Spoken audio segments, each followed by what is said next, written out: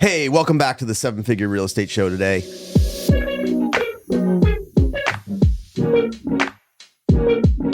We have a wonderful guy on the show, CB. He will tell you all about starting out in a new market. This guy started in New York City, moved to Dallas, Texas, knew 3 people, and has now opened up his own brokerage. So stick around, get some tips, tricks, how he did it. It's going to be a really, really fun episode. Yeah, so CB dropped a lot of cool, quick, down and dirty tricks as far as networking, hosting your own events, and how to make new connections in a new area and keep them for longer. He also talked a bit about being a rental agent and some of his value propositions that he added to his business to get, I think he sold $60,000 in his first year part-time working 10 hours a week. So make sure you stick to the end to get all that value. And I hope you enjoy today's episode. With that, let's get right into the show. Hey, CB, how are you doing, man?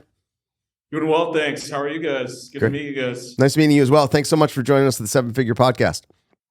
Absolutely. Super happy to be here. Thanks, bro. So tell us, how did you find us? It was on, I think you commented on one of our Instagram reels. Yeah, I saw one of your clips on Instagram and it was really nice. It was a realtor talking about how he made $100,000, I think at 19 or something like that. And so it was a nice clip and I was like, that's a really good story. So commented on you guys' post and now we're here. Super happy to be here. So that's awesome. That's great, man. How did you find real estate yourself? Me, growing up, I grew up around a lot of nice houses and such. But when I moved to New York City after graduating college and then I made the jump to Dallas, I saw a lot of nice houses, a lot of people moving here, and I realized there was a chance to do real estate. I went to happy hour one night and I met a girl named Kelsey, who's still a good friend today. She still helps me out with my company. She's a real estate agent here in Dallas. And she was the one who convinced me, hey, you should probably get your license. Oh, nice. And so that was back in 2018, end of 2018, I met her. So walk me through the process of like how long it took you to get your license, what company you used, any tips or tricks for people who are looking to get their license in the future. Yeah, absolutely. So in Texas, we have something called the Champion School of Real Estate. You can do it online or in person. For me, the classes were next to my office, about 10 minutes away. So after work for about 4 to 5 weeks, I took the classes in person. I learned better in person. And after those classes, I took the exam prep course. And then once I took that, I took the exam. There's a state exam and a national exam, as you guys probably know. The state exam is harder. I passed the harder exam. I failed the easier exam the first time, but I took it again, passed both, and it worked out pretty well. So nice. So all in all, about 2-3 months to get your real estate license. Yeah, I would say 2-3 months of just classes, prep, and everything like that. So what did your first year in real estate look like for you? First year real estate. So I got my license at the end of October of 2018. So 2019 was my first complete year. Yeah. I had a deal close. So in Texas, we do apartment locating, home buying, and home selling.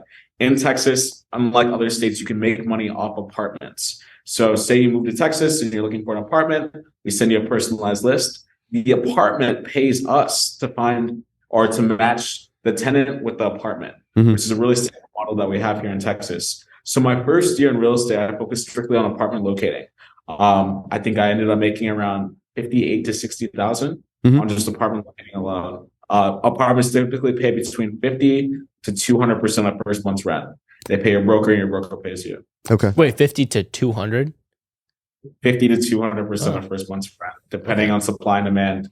They don't have a lot of demand and they don't have a lot of tenants. They need to get people in there. So they're willing to pay a lot of money to match people up. So okay, interesting. That's cool. So it sounds more like a marketing job. Like you're going out, you're marketing this place. How do you go about getting people in apartments? So for in Texas, a lot of apartments have that model where they're trying to get people in the door. So on my website, I had a form that people filled out. Just to give you some background, when I first got my real estate license, I started Bosah Group. I got an LLC and I made it Bosah Group LLC. I joined a few meetup groups, and then with that, I had a little event to bring people together. And that was my first base of clients where people signed in, first name, last name, when their lease was up, email, phone number. And I used that to generate business. And so, yeah. Wow. So were you a dual career when you first started, or did you just jump right in? I was dual careers. Yeah. So I was working in technology full time. And then I did real estate on the side where I did apartment locating on the side to start. Eventually I got laid off from my job. And so all I had was real estate. And so I did apartment locating and home buying as well. After the first year, second year of real estate, I did houses as well as apartments, and it all went pretty well. So I've been doing real estate for about 5 years now. Great. And so your first full year, you really focused on renting, on the being a rental agent, and then you transitioned in from a rental agent into a rental and house and selling. Did you represent buyers as well, or just mainly focused on your listings? So I represented buyers mainly. So I didn't really have a lot of listings. Listings came from landlords who had apartments they wanted to rent out. I didn't really focus on the home sellers. Sure. I mainly focused on the buyers. At my demographic, a lot of people are looking to either find an apartment or buy a house. And so that's what I focused on mainly. That's great. So your first year, how many houses did you sell? First year, I did one house at the end of the year. I made a majority of my money through apartment locating. Okay. The next year after that, I think there were about 6 houses sold. Nice. And I did apartment locating as well. Okay. So my thing is, I wanted to be there every step of the way. Your first apartment, your first house, your first mansion, investment property, Bosah Group wants to be there every step of the way for you. That's awesome. So kind of going back to that transition period, because I think that's an issue for a lot of people is, okay, how do I break away from my normal job and, not jump right into something where I'm making $0? I don't think that's a smart financial decision for anyone. So how many hours a week of work did it take you to make your first $60,000 at first year in real estate? Hours per week, honestly, I would say 10 to 20 hours per week. So I always emphasize to people who are thinking about doing the same. I have a lot of friends who are thinking about doing the same. You have your nights and weekends to go hard in your business. Utilize that time. A lot of people instead go to happy hours, go hang out with friends. If you're building a business, you have to use those nights and weekends to build things up if you want to succeed. Didn't you say you got into real estate at happy hour though? Yeah, so I met a girl at happy hour. But the best part about my job in real estate is that I can meet people at happy hour. So rather than meeting people online, I prefer meeting people in person. Okay. I can give you a funny story about that if you want to know. Yeah, so you're telling me real estate's a job where you get to go to happy hour and do business? It's the best thing ever. Yeah. So imagine just meeting somebody randomly. So I met, for example, a girl at happy hour, and we started having a conversation. She told me, I told her what I did for a living. I told her I do tech and real estate. She said, "Oh, I'm thinking about getting a house." I said, "Really?" We found her a house within the next week. Nice. Under contract, closed within a month, all from a conversation that took place at happy hour. Everybody's a client. Everybody's a potential client. I told my agent yesterday, I said, every single person is a potential client in real estate. Yeah. Do you mind sharing how much the commission check was from a happy hour conversation? I think that was $10,000. Nice. Yeah. So that paid for the martini. Yeah. It was worth buying her a drink for sure. And even when it comes to apartments, right? You meet someone who's looking for an apartment, one drink, $2,000 later, it's just like, it's all good, That's awesome. That's great. So now fast forward a little bit, you at some point you realize, when did you realize that, oh wait, I enjoy this more than my tech job and I can make more doing this than my tech job? When real estate beat my salary. I think it was year 3 when real estate beat my full-time income. And I realized that, okay, there's a lot of potential here. And you're doing that part-time. You beat your full-time income working part-time. That's correct. And I was in my 3rd year of real estate when I did that. I was like, holy crap, this is insane. So that was an awakening for me. I was like, okay, what do I need to focus on? What do I need to do to get to this point? And I realized that I didn't want to be under a broker and when I was underneath the broker, by the way, too, but I realized I needed to start my brokerage eventually. So, yeah. So right now you own a small boutique brokerage house? That's correct. That's great. It's still Bosah Group, but it's a boutique brokerage. We thought about changing the name to Bosah Realty or whatever, but since everybody knows the name Bosah Group, I wanted to keep it the same and keep it consistent. Okay. And so what do you guys focus on now for your leasing, buying, selling, everything across the board we help people out with. A lot of our clients are finding apartments or looking to buy a house. So that's a lot of our clientele as we speak. I'm sure we'll get some sellers eventually as we get more agents underneath those. That's great. So what's your method? What's your method for growth? For growth right now, I spend my hours recruiting agents. I have a power hour time where I reach out to past, present, and future clients people I've met at happy hour, people I've worked with before, and I continue reaching out. Right now, we have about 141 5-star reviews on Google. So I reach out to some of the people who left us reviews, and the goal is just to grow. I have a transaction coordinator on my team who's super helpful. And so with that, I can spend more time recruiting and getting people in the door. That's great. Where do you see your company in the next 5 years? In the next 5 years, I mean, one of my goals is to have close to 100 agents under the Bosah Group. I know it will lead the boutique piece, but we still want to give our clients a boutique experience. But that's the goal that we have within the next 5 years, have 100 agents and have partners across the board. Okay. I didn't join a brokerage like EXP. I didn't join a brokerage like Keller Williams because I wanted to do this on my own. I know it's a little bit harder because you guys, people at those big brokerages have networks across the nation. But I'm starting from the ground up, starting from scratch and building it up like that. Yeah. So explain to me what a boutique firm is like I was 5. I'd say a boutique firm is a firm that it still gives you the one-on-one experience, but doesn't feel too big or too massive, right? I want all the agents underneath us to have what they need. If they have any questions they need to get it answered, they can get it answered by me or by another broker within the brokerage. I don't want it to be too big and feel too overwhelming where they can't get their questions answered and therefore they can't close deals. So how do you differentiate yourself? You know, what do you do to differentiate yourself to make your clients feel like they're having that boutique experience? I think communication is one of our strengths. Letting them know that we're there for them every step of the way, communicating with them every step of the way. And our transaction coordinator is very hands-on and keeping them up to date on every single thing. I want them to feel like family. People first, transaction second. So I want to make sure they're doing well and then give them the updates regarding to their house that they're looking to purchase and such. That's great. So this coming year, we're halfway through 2023. What are your goals for 2023 and where are you now in that transition or I should say in that market? One thing about me is I set massive goals. So I'm nowhere near the goals that I have for myself, but in terms of being realistic, the hope is to make at least 250,000 from a brokerage standpoint, in revenue. Okay. So I think right now we're sitting around 70 to 80, but it's already halfway through the year. So we have to step it up, get more agents underneath us and such. But it is a new brokerage and I keep telling myself that it's going to take time to get to that point, but we'll get there soon. So do you think it's a matter of getting more agents or maximizing your current capacity? Are you guys at capacity, you think, in operations? I think it's a combination of both. I think more agents will lead to more clientele. For example, I have an agent joining us next week. He's getting his license this weekend. He has a lot of followers, and with that, he can lead to a lot more business. And so with him, if I teach him what I've learned in real estate, he can utilize his network to build his business and build his brand, which will lead to more success for Bosah Group as a whole. Yeah. Okay. Speaking of network and real estate, I think your local network in real estate is vitally in any small business, starting any business. It's important in your network, but especially in real estate and tapping into mom and dad's friends and your friends' parents and your friends, whatever, like whoever around you is trying to buy a house. If they have a personal connection with you, odds are they're gonna buy the house through you. So you moved to Houston, right? Or just Dallas.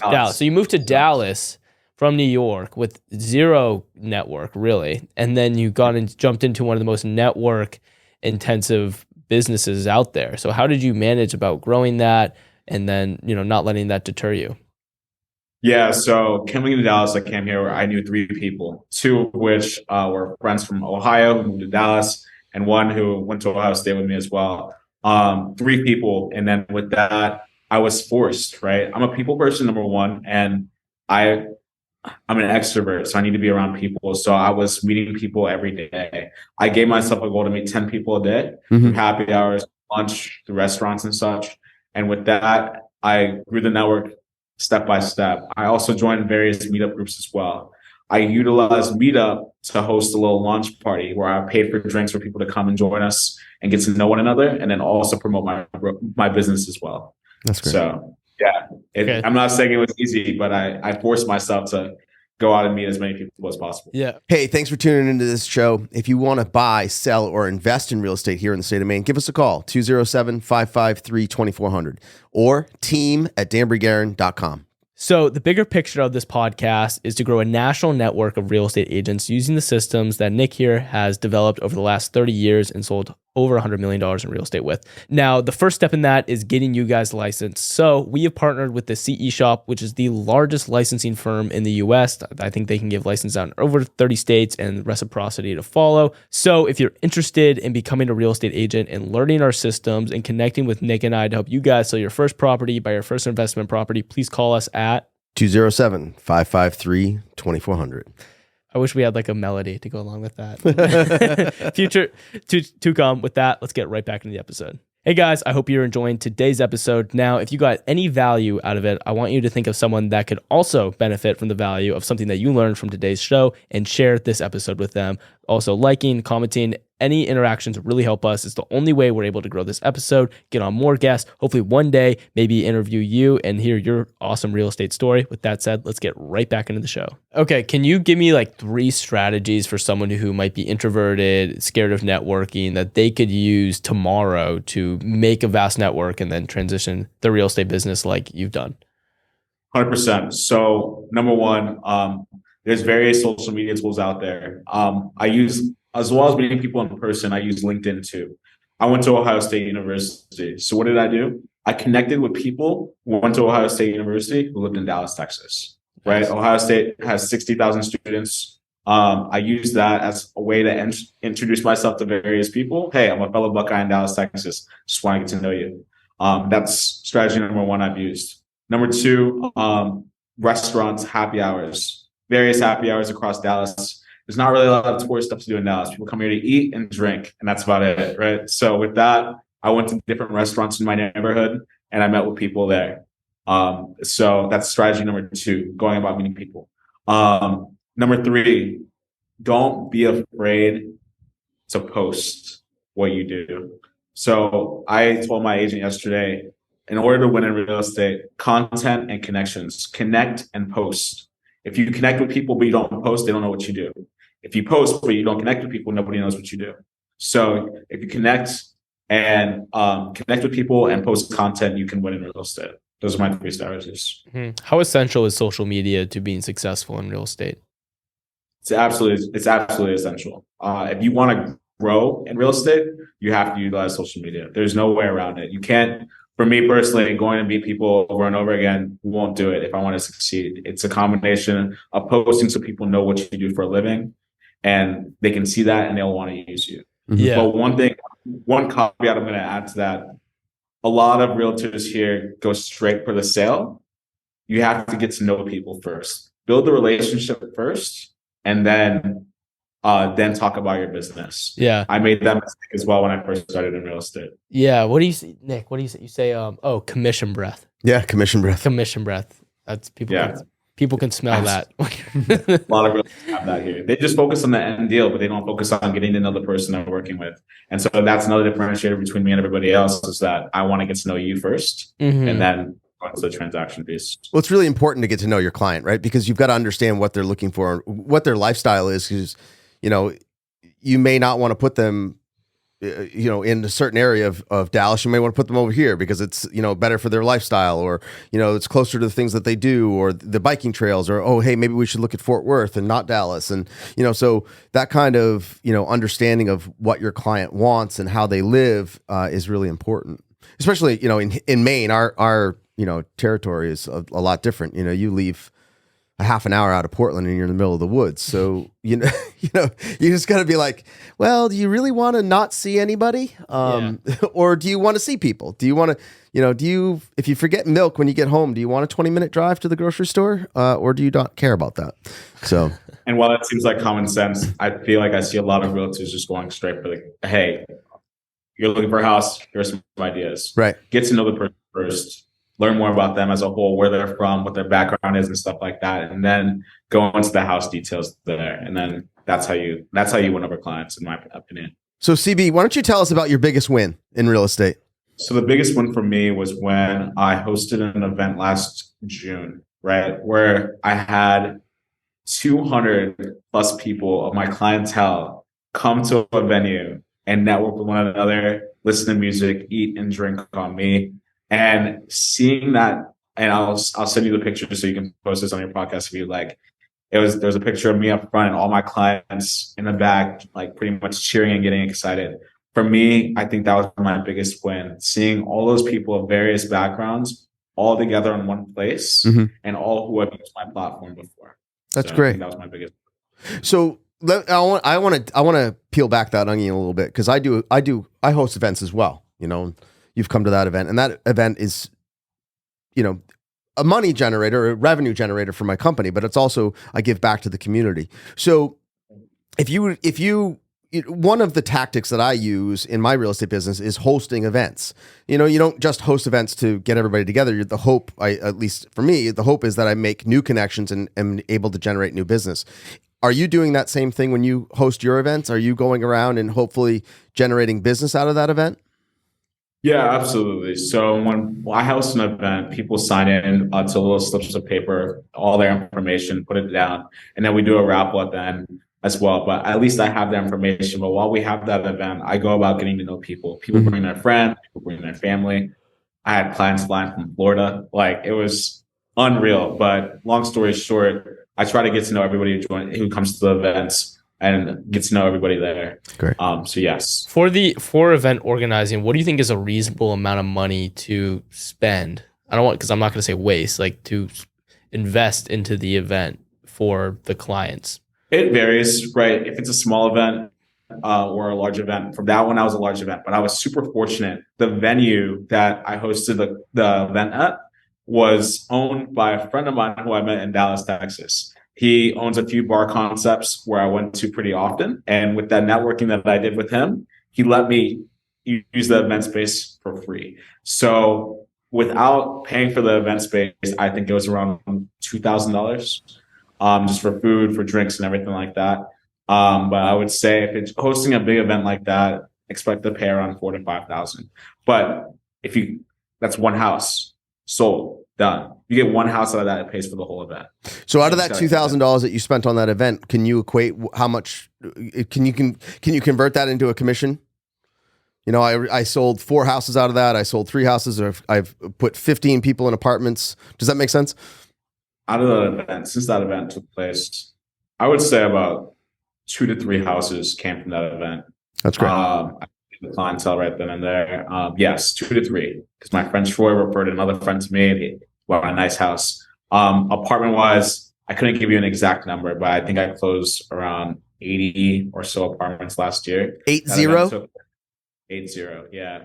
So 80 apartments out of one event. So I would say about 40 apartments out of that event came from that event. Wow. That's huge. It's in June, so I would say 40 of that came from that event. So do you think it's friends of friends and stuff like that? That's awesome. So yeah, talk about how you got everyone there, because obviously at this point you had a little bit of a client base. You had some you started to grow a friend group in the area. Let's say someone's starting out, but then they don't have a client base yet. Is it feasible to have an event?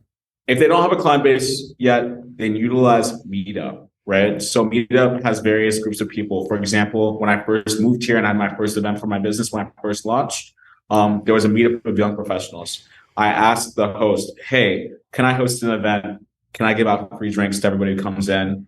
And can we get this started? And he said, yes, definitely. You host, we'll invite everybody in. And if you have no clientele, that's where to start. Go to a meetup group with a lot of people, a lot of young professionals or whatever it is, whoever your clientele is, and then ask to host that event. And then give out drinks, give out food, whatever it is, and bring people together across the board. And then also promote your business while you're there. Okay. And then Jack, are you familiar with Meetup? I'm not familiar with Meetup. No, I haven't heard of it. So what is it? Yeah. Meetup is an app that people use to find networking events across various cities across the nation. Okay. So yeah, it's pretty popular in Dallas, popular in various cities, but yes, that's what I utilized when I first moved here. Nice. Yeah. So how do you operate at these events? Because there's 2 ends of the spectrum. One is where you're not even talking about your business at all, and then there's no benefit. And then the other side is like people are like, okay, we get it. Like, let's just, let me enjoy my drink. So where's like the fine line of promoting your business so you're getting an ROI and then not shoving your business down people's throats when they're just trying to enjoy a drink? Very good question. So when everybody enters the event, they sign a slip of paper for a gift card. Okay. Before I give out those gift cards, I do a little speech about my business and what I do for a living and how I can help them out with their needs. And then I proceed to give the prizes out to whoever wins. And so that's the way I talk about my business. I give out the rewards, and then people would come up to me after I talk and try to learn more or try to see the next steps and how they can use our platform. So you keep talking about a platform. Have you built a platform? What's the platform that you're referencing? So we have a website. We have an app. It's just a platform. So like when you use Bosah Group, you're a part of this platform. I pretty much say just you're now a client of ours. Where we've built a group of people who I can like merge together. For example, a girl used my platform. She's an architect. Another girl used my platform. She's going to architecture school. She wanted tips. I connected the two together, right? So when you join this, when you use Bosah Group at all, I try to bring people together across the board through various careers and stuff like that. So you make you're the hub of the spoke for networking. Absolutely. Yeah. I'm super social. I'm well rounded. If somebody needs something in this city, I can figure it out. And it's crazy because I came here just 5 years ago. Right? So, but that's if you need something here, if you need anybody to connect with, I try to connect the dots and make it happen. That's great. Yeah, I noticed on Instagram you had 5,000 followers, which for many people, when we see influencers with millions of followers, 5,000 seems insignificant. But when you have a niche demographic, 5,000 is actually very substantial. So can you talk about like what that Instagram following at that small scale has done for you? Yeah. So posts, right? I talk about posts all the time. I started posting $1 million houses, and that led to a client that I'm working with today who has a $3 million budget, right? From one post. Another example on LinkedIn where I have a lot of connections there. I made one post. We found this girl saw the post. She went to Ohio State. Hey, I'm looking for a house. We found her house for her and her family. That was a $15,000 commission check off of one post. Now I post consistently. So I say one post, generally speaking, but I post consistently what I do, various tours, various client wins. I post people holding the sign, lease with Bosah, buy with Bosah, sell with Bosah. All those things add up to more clientele, more people seeing what you do for a living. And with that leads to success. Cool. What does a conversation look like with a client who just closed their house? Because some people might feel weird saying, hey, do you mind if I get a picture of you holding my company sign in front of the house you just bought? They might feel like they're invading another person's privacy. They're asking too much. How do you go about those types of conversations? Yeah, there's no pressure. I literally tell them there's no pressure, by the way, but you're family to me. So if you want, I'd love to get you to hold the sign up. If you're okay with it, there's no pressure. But a lot of people seem fine with it. They realize that they use the platform and it helped them out find the house of their dreams, find the apartment of their dreams. And usually they have no worries. I usually just ask them and they're okay with it. Okay, cool. So, nice. Yeah. So can I just want to kind of hopefully succinctly recap what you said. You lived in New York City. You moved to Dallas, Texas, not only knowing about 3 people, and then met somebody at a cocktail party that said you should get into real estate. Right. And then you held a meetup, which is an app apparently, which I'll have to check that out because that sounds pretty cool. You held a meetup, and then you started with that base of people. And then from there, you made daily calls to that group of people, and then plus anybody else you met to continue to build your network as well as build a rapport with those people.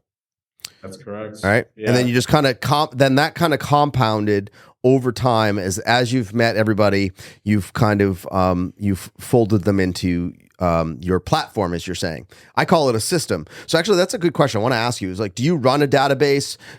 And once somebody's in your database, do you have a system to follow up with those people? Because that's the sauce, I think. That's a good question. I don't have a specific database. When I left my brokerage, I left all that behind, unfortunately. So when I left the old brokerage, I left all of that behind. However, I know who I've worked with. I know it's hundreds of clients, but we have the reviews. I have a list in my phone of all the people from each year who I've worked with. So I use that to help me reach out to people. It's not like I said CRM or anything like that, which I may need to work on adding in, but I have a list of everybody I work with. Okay. So if I come to Dallas, Texas, and I'm your client, and you get me into an apartment, what's your process to stay in touch with me over the next 10 years? So when I go buy my mansion, I call you. Yeah, so I think it's a matter of not just staying in touch, but also posting consistently. So follow each other on social networks, but reaching out, I would say once a quarter to see how things are going with the apartment and stuff like that. But I think the reaching out piece doesn't really help me win. I think for me, it's a matter of connecting with them on social media and constantly reminding them and staying on top of mind of what I do so they don't forget. So your method of staying in touch with people is making sure that you're connected on LinkedIn, Instagram, TikTok. So when you're posting, they're seeing your content. Is that correct? Yeah. That's correct. And also one caveat is that I also reward my clients with free movers for 2 hours. I should have mentioned that before, but that's a differentiator between me and another brokerage or other brokerages. I reward them on free movers. Oh. So when you're moving from apartment to apartment, you automatically think, oh shit, I want free movers. Yeah. That's a great value proposition. How did you, that's really, I like that. So is that something you kind of came up with on your own? Because I'm sure other people do that. I saw another real estate agent doing it, and I was like, I can afford to do this. Why not? And so that's another thing too. So now whenever you move, you think, I don't want to pay for movers. I should use Bosah Group to find my next apartment or find my next house or whatever it is. So that's another way to stay on top of mind. Now, you've obviously created a relationship with one mover that you really like, and that must have happened through a networking event as well. So it's through my broker knew of a moving company that he used. Unfortunately, the one that my broker knew, it didn't really work out. One of my clients had a bad experience, and they yelled at me over the phone. So I fired them, found another moving company that I've worked with ever since, and they've been really great so far. That's great. So, okay. Yeah. Wonderful. So you came from the background of tech. What kind of tech field were you in, and how did that translate into your real estate business to help you grow into a brokerage over a 5-year period? Yeah, absolutely. So in school, I studied management information systems. When I first graduated, I worked on mobile technology and web technology on websites and apps for JP Morgan Chase. And then with that, I was able to use that experience to make it easy for clients. There are some agents who say, hey, sign this piece of paper and stuff like that. No, I wanted to make it an all-around experience for my clients and my agents across the board. So for my clients, when it comes to e-sign, we use DocuSign, we use tools like that just to make it easy and hands-off for us and for them to just knock it out and go forward. When it comes to a broker's perspective, I had to weigh out various vendors of what to use from a technology standpoint. When it comes to the technology that I used, I wanted a tool that handled onboarding, offboarding, accounting, e-sign, all across the board. And so I had to do vendor analysis to see who does it best. I chose Brokermint to handle my brokerage. Can you say that again? It's called Brokermint. Brokermint. Okay. Yeah, so it's a back agent system that you can use to add transactions in, get signatures, track your accounting, track your commission, see how much you're making, all to the point where you can pay the agents directly from the platform, which is legit. It attaches to your bank account. It integrates with QuickBooks. You can send a payment to your agents to make it seamless as possible. That's great. So that's great. Can it be a CRM as well? It is. Yeah, it is a CRM. So you can add contacts in there. You can add contacts, their information, get signatures all across the board, and you can keep track as well. So it's a really good tool. It's a really good tool. Are there any marketing components to Brokerman? No, there are no marketing components. I think it's mainly just for tracking your clientele, tracking every step of the way to make sure that everything's in place. And it also integrates with the forms you need. So Texas has certain real estate forms. It has all the forms in place. So you can grab it, any form you need, and get it signed accordingly. So awesome. Yeah. Well, cool. I think we're kind of coming to an end here in the 30-minute range. Before you leave, I want, for any new agent starting out, coming to a new city, they're coming out of college, they're coming back home, they don't have a very vast network of people. What do you recommend? Like, what can they learn from your failures and, kind of accelerate that? Put yourself out there, but have no expectations of anybody. People have realtor friends. People have family or realtors as well. Get to know the people first, learn more about them, and then let them know about what you do and how you can help them out. Not everybody's going to use you. Sometimes your closest friend may not use you or your family won't use you, but you may have a stranger use you as well. Stay persistent, stay driven, and stay focused. It's all going to work out, but continue to put yourself out there. And that's how you win in real estate from a networking standpoint. That's awesome. That's great, man. Sweet. Well, CB, CB, thanks. Yeah, thank you so much, and look forward to partnering social media, and if you're ever in Maine, let us know. Love to get lunch. Absolutely, definitely look forward to visiting soon. It was great meeting you guys today, and thanks for having me. You as well. And as always, thank you guys for watching, and we'll see you in the next one.